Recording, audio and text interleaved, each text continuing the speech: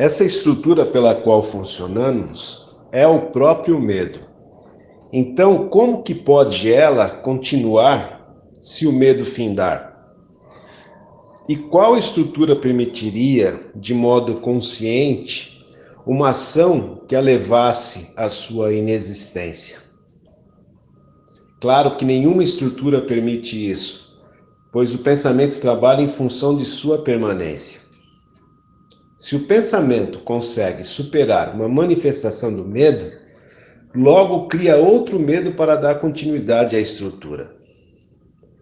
Basta um breve olhar em nosso passado de busca de tentativas de superação dos medos para vermos a realidade desse fato.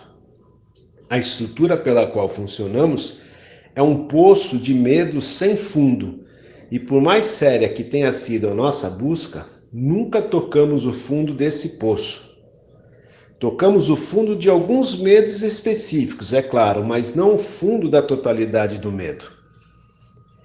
Como bem mostra nossa experiência, a superação de pontos específicos de medo não nos liberta de modo algum.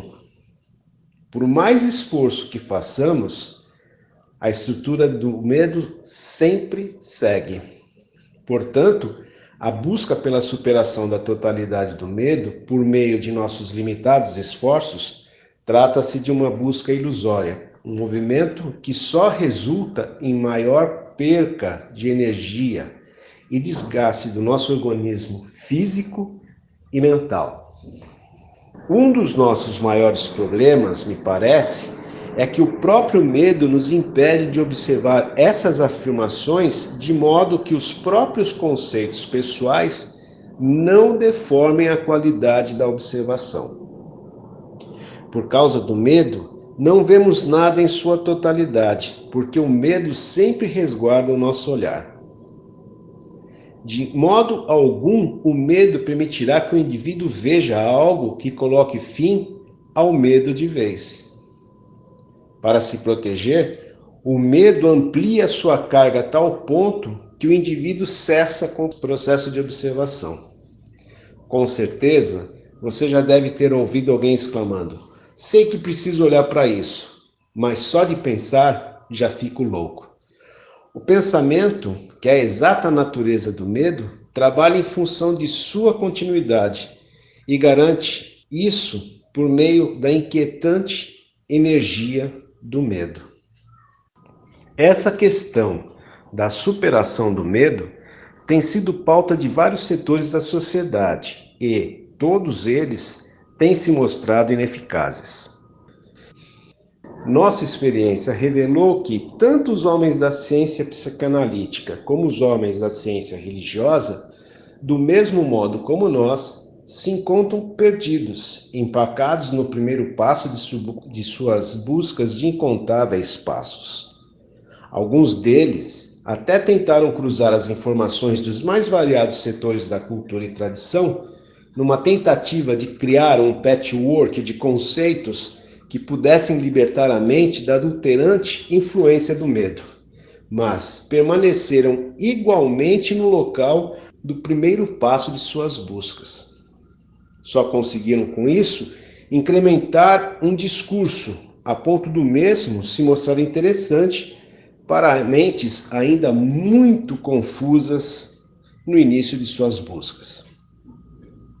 Outro condicionamento que se mostrou uma ilusão em nosso longo processo de busca foi o condicionamento de buscar por pessoas que também se encontram em busca de respostas para a possibilidade ou não da total superação da mente condicionada, da mente neurotizada pela longa exposição ao medo e suas formas de ajustamento e resultantes dependências.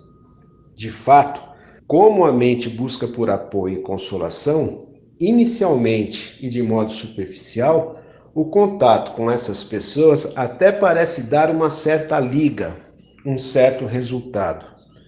Mas, conforme as conversas vão saindo da superficialidade, começam as defesas e disputas pela validação dos conceitos e preferências pessoais. Estas, quase sempre provenientes do ajustamento às ideias adquiridas e terceiros. Dá-se uma disputa pela confirmação das incertas certezas emprestadas que não libertam nem mesmo da necessidade de defender esses fragmentos da visão condicionada.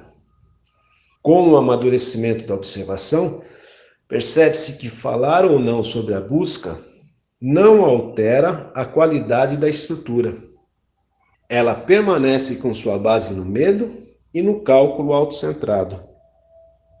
Enquanto a mente se encontra influenciada pela própria história, cuja base é ajustamento, é medo, desconhece ela o que é o estado sublime. Esse estado sublime não tem nada a ver com os preconceitos religiosos ou espirituais.